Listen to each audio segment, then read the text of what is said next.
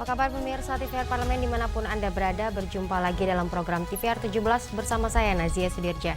Tepat pukul 17 waktu Indonesia Barat kami hadirkan kepada Anda sejumlah informasi paling baru dan menarik seputar kinerja dan kegiatan DPR RI yang telah disajikan oleh redaksi TVR Parlemen. Pemirsa TVR Parlemen, inilah TVR 17 selengkapnya.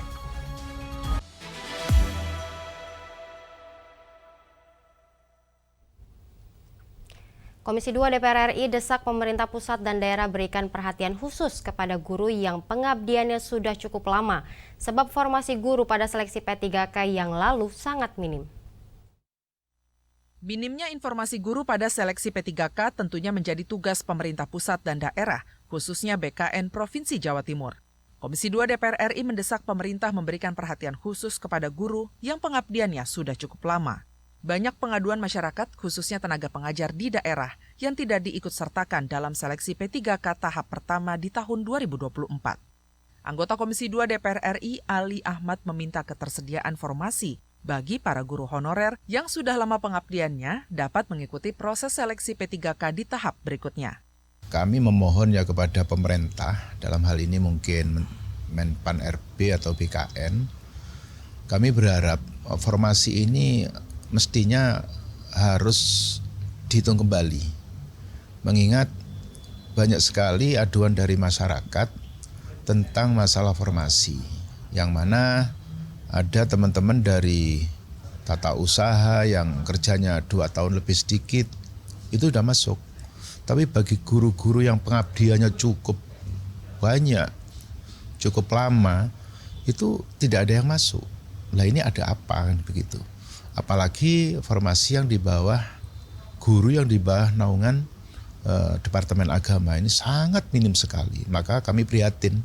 Menurut data statistik Pegawai Pemerintah Provinsi Jawa Timur, untuk tahap pertama ada 3.679 jumlah formasi P3K guru dari total 18.707 dan hanya 3.531 yang hanya memenuhi syarat seleksi P3K dalam formasi guru di Provinsi Jawa Timur.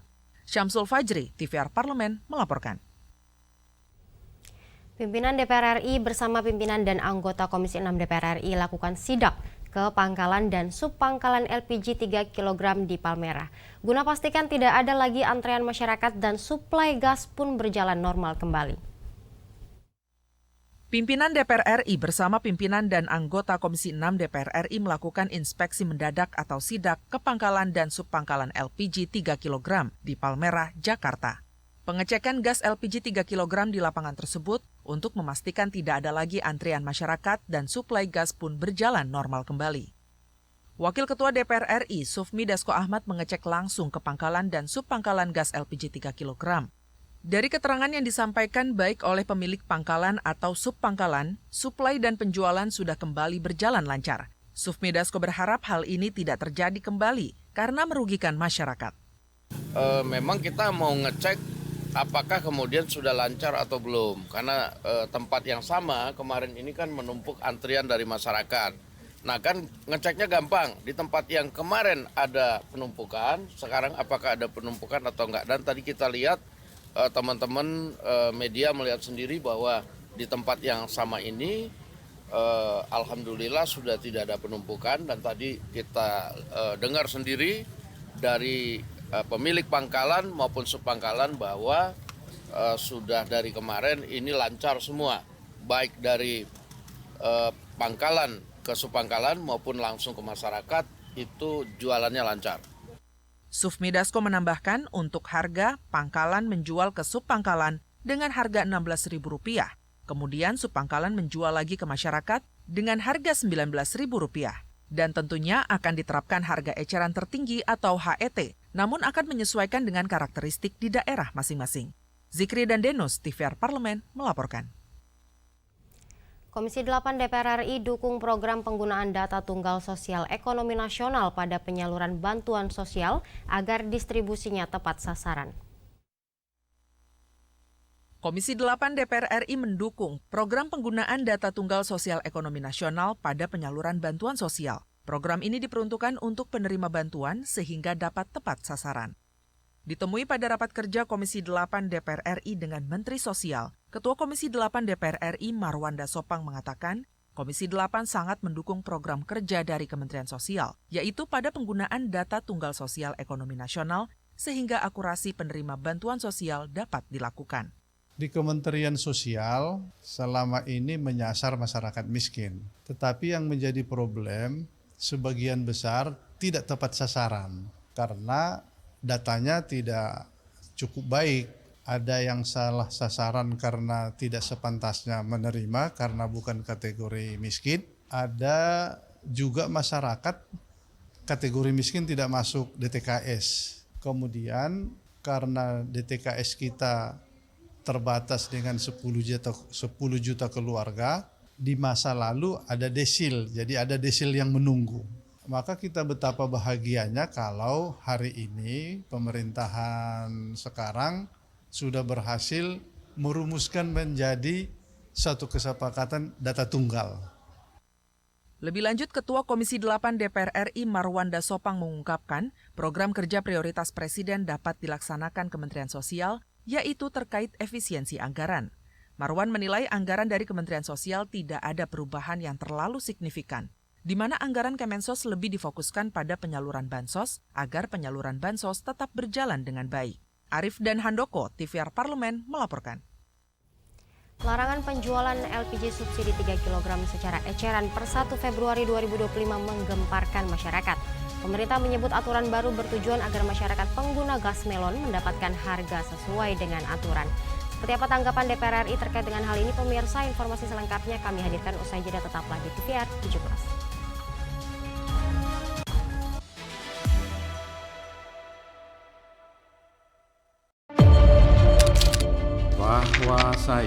Bahwa saya demi Allah, saya bersumpah dan seadil-adilnya periode keanggotaan DPR RI hingga saat ini, yaitu terdapat 126 undang-undang yang telah selesai dibahas DPR RI. Terima kasih rekan Elisa dan juga Dadina. Pemirsa, saya informasikan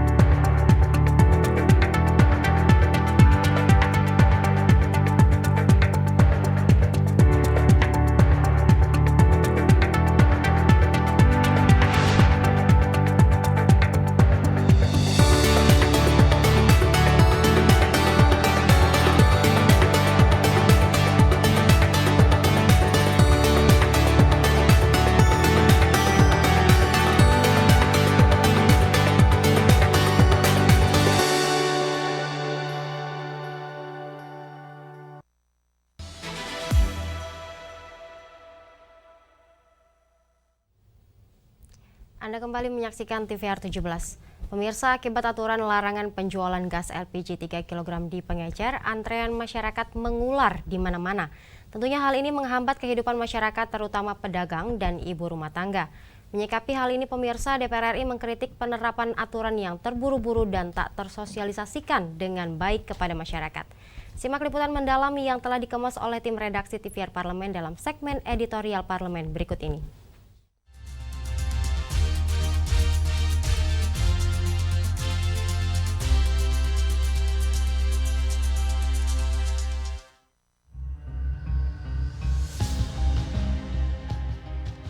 Kebijakan pemerintah melarang penjualan LPG subsidi 3 kg secara eceran per 1 Februari 2025 mendatangkan polemik. Bak petir di siang bolong, rakyat kecil dibuat terkaget-kaget dengan aturan baru ini. Masyarakat dipaksa hanya bisa membeli LPG 3 kg di pangkalan resmi Pertamina.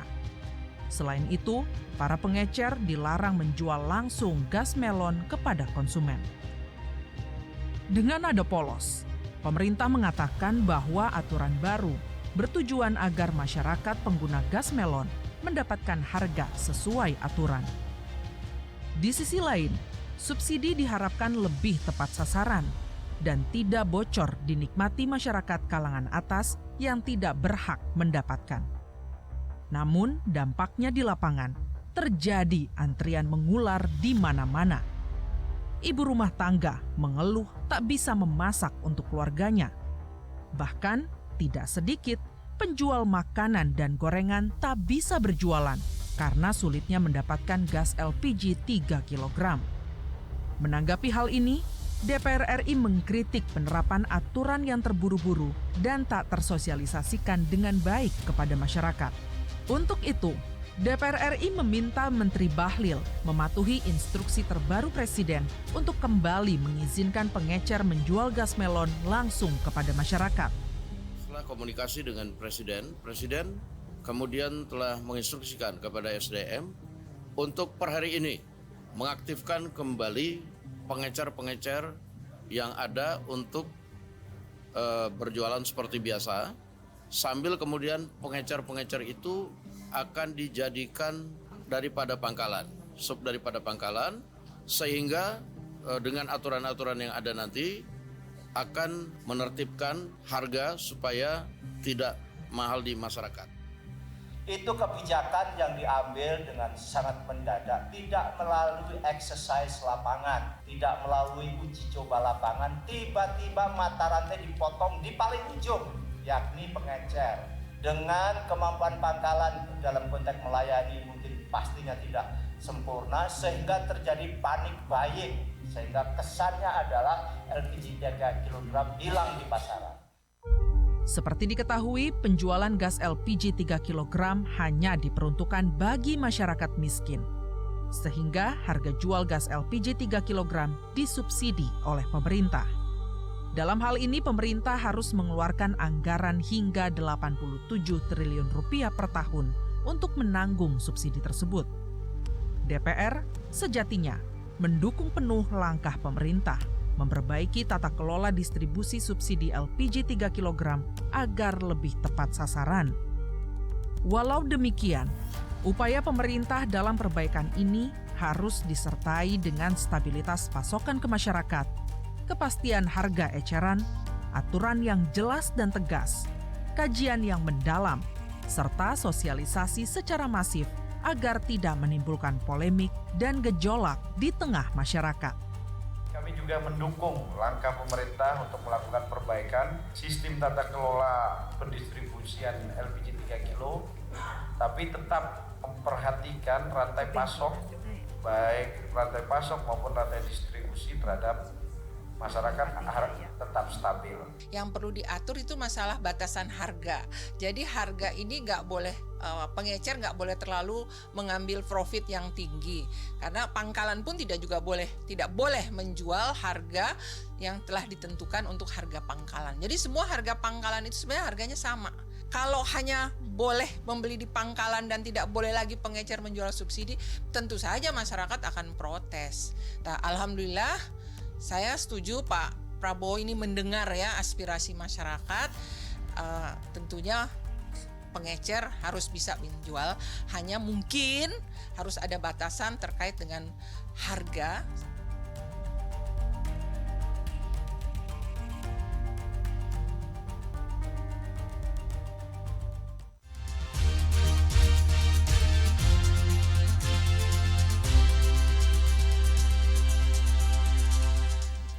Otoritas Jasa Keuangan mencatat total utang masyarakat Indonesia melalui layanan pay later mencapai 30,36 triliun rupiah Jumlah ini meningkat 42,6% dibanding tahun sebelumnya.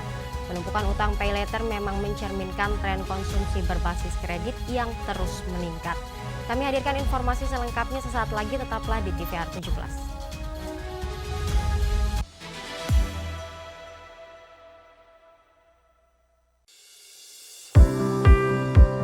Mengenal tugas dan fungsi DPR RI. Dewan Perwakilan Rakyat atau DPR adalah lembaga negara yang mewakili aspirasi rakyat. Kehadiran DPR RI merupakan salah satu bukti bahwa Indonesia merupakan negara demokrasi. Sebagai salah satu lembaga perwakilan rakyat, apa saja tugas dan fungsi yang diemban DPR RI? Berdasarkan pasal 20A ayat 1 Undang-Undang Dasar 1945, DPR memiliki 3 fungsi, yakni fungsi legislasi, anggaran, dan pengawasan. Tugas dan wewenang DPR berbeda untuk setiap fungsinya. Yang pertama, fungsi legislasi. Menyusun program legislasi nasional atau prolegnas, menyusun dan membahas rancangan undang-undang, menerima rancangan undang-undang yang diajukan oleh DPD, membahas rancangan undang-undang yang diusulkan oleh Presiden ataupun DPD, menetapkan undang-undang bersama dengan Presiden, menyetujui atau tidak menyetujui peraturan pemerintah pengganti undang-undang yang diajukan oleh Presiden untuk ditetapkan menjadi undang-undang. Yang kedua, fungsi anggaran. Memberikan persetujuan atas rancangan undang-undang tentang APBN yang diajukan oleh Presiden. Memberikan persetujuan terhadap pemindahantanganan aset negara maupun terhadap perjanjian yang berdampak luas bagi kehidupan rakyat yang terkait dengan beban keuangan negara. Menindaklanjuti hasil pemeriksaan atas pengelolaan dan tanggung jawab keuangan negara yang disampaikan oleh BPK. Memperhatikan pertimbangan DPD atas rancangan undang-undang tentang APBN dan rancangan undang-undang terkait pajak, pendidikan, dan agama. Yang ketiga, fungsi pengawasan. Fungsi pengawasan, DPR bertugas melakukan pengawasan terhadap pelaksanaan Undang-Undang APBN dan kebijakan pemerintah, serta membahas dan menindaklanjuti hasil pengawasan yang disampaikan oleh DPD. Demikian penjelasan tentang tugas dan fungsi DPR menurut Undang-Undang. Informasi ini dipersembahkan oleh TV dan Radio Parlemen, Biro Pemberitaan Parlemen, dan Sekretariat Jenderal DPR RI.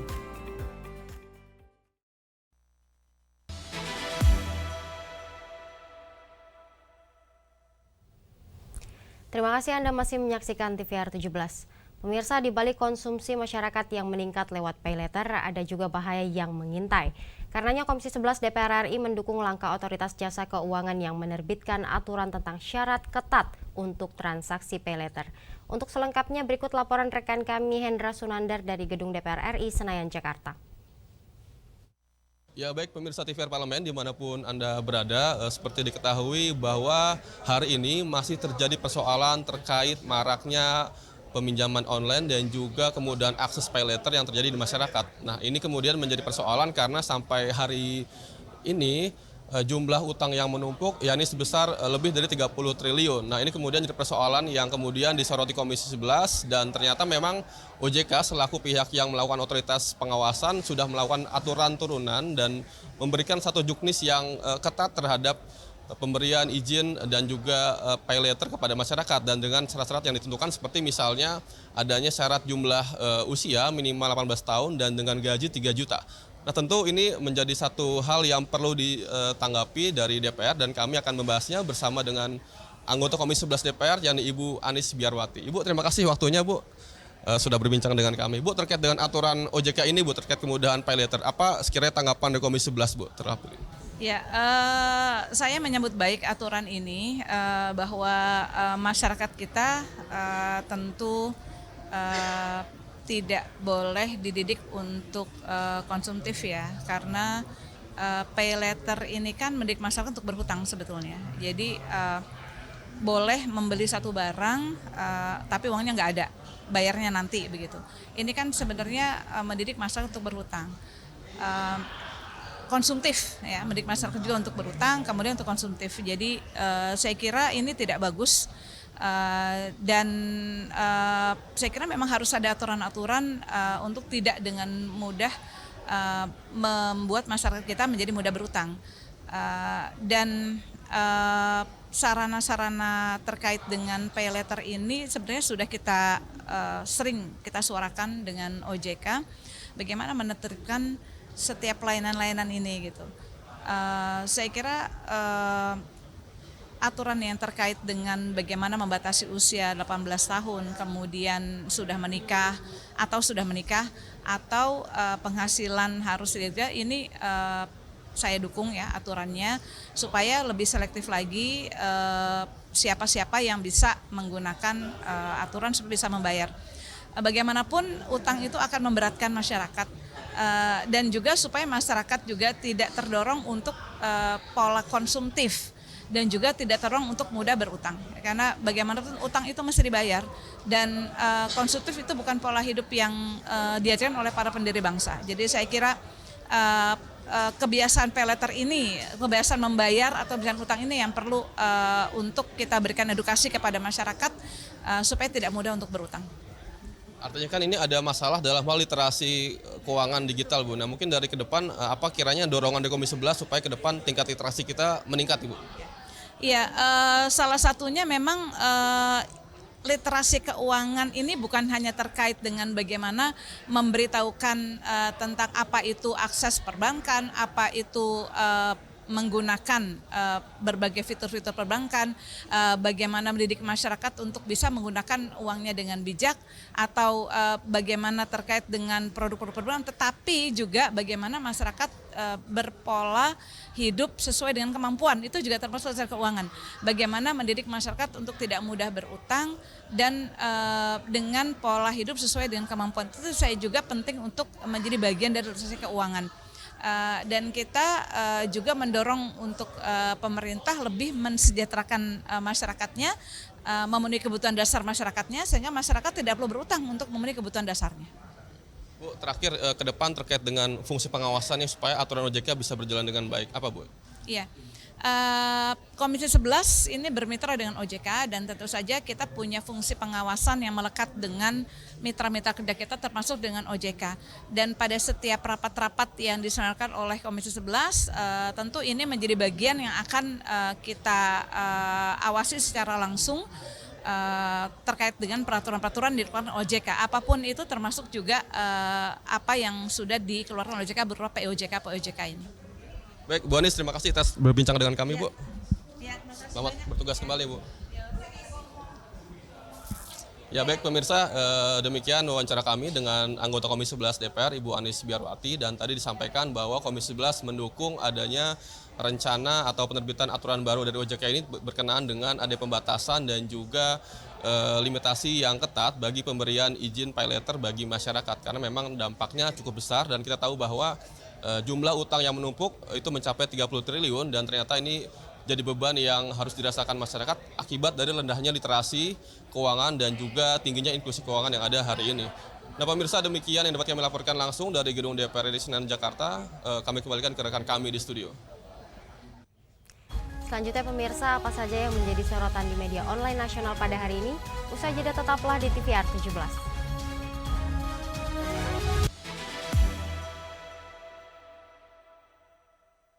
Kalian sedang menyaksikan Di Balik Kursi. Ini sebuah misi untuk bantu orang banyak, untuk juga bantu teman-teman dari latar belakang profesi yang saya tekuni. Dua hal itu. Buat saya, kalau orang berpolitik atau ikut dalam kegiatan politik, dia mesti punya modal itu. Dia mesti punya lingkaran kepedulian yang cukup besar dari hanya dirinya atau bahkan keluarganya, tapi peduli kepada banyak hal yang dialami masyarakat. Saya udah bilang ke teman-teman pemusik yang biasa bantu saya, kalau saya jadi anggota DPR, kalian semua akan saya bayar lebih banyak. Mereka tentu senang sekali. Wah, asik tuh. Tapi saya kasih tahu alasannya. Karena kita kemungkinan manggungnya akan jarang. Yuk kita nonton ondel-ondel, nyok, gitu kan. Apalagi liriknya, ku hargai.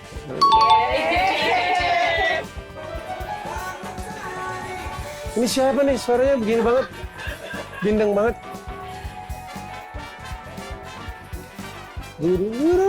Kok tinggi banget ini? Pun bernyanyi, bunga pun tersenyum, melihat kau hibur hatiku. Siapa ini ya?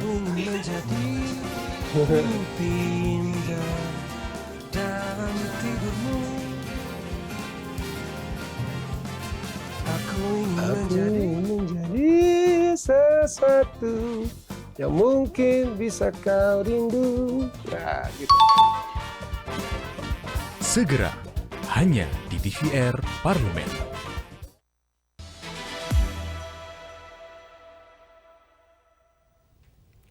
Anda kembali menyaksikan TVR 17.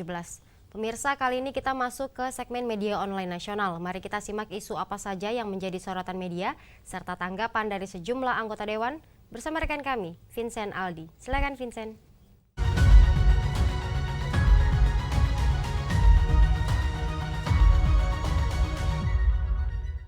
Ya, terima kasih rekan Nazia, dan apa kabar pemirsa? Kembali lagi dalam segmen media online bersama saya Vincent Aldi. Dan mari kita simak berita pertama yang menjadi headline di media online, yaitu Presiden membatalkan regulasi KESDM.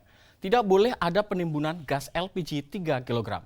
Dan pemirsa dapat menyaksikan di layar kaca Anda pemirsa beberapa media yang menyoroti terkait anggota Komisi 12 DPR RI, Syafruddin, menyoroti regulasi gas LPG 3 kg yang menimbulkan polemik di tengah masyarakat. Dan walaupun aturan baru telah dibatalkan Presiden Prabowo Subianto, Presiden meminta tidak boleh ada penimbunan gas yang disubsidi oleh pemerintah.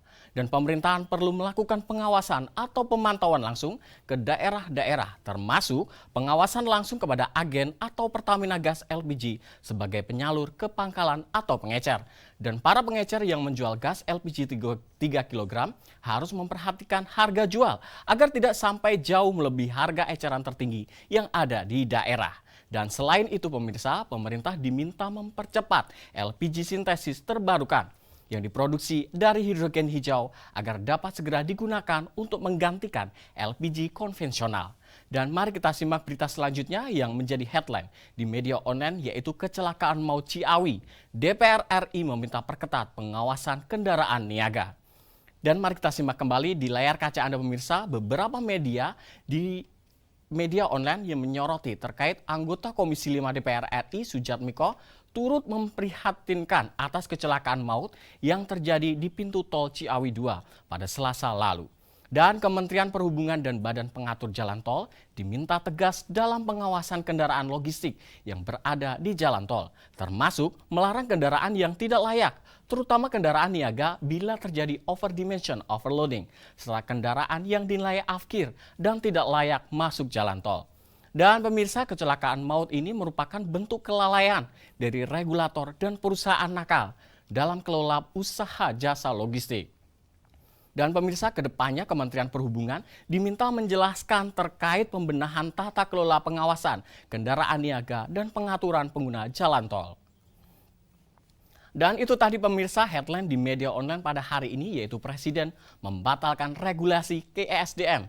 Tidak boleh ada penimbunan gas LPG 3 kg, serta kecelakaan maut Ciawi. DPR RI diminta perketat pengawasan kendaraan niaga. Terima kasih atas perhatian Anda pemirsa, dan saya kembalikan ke rekan saya, Nazia.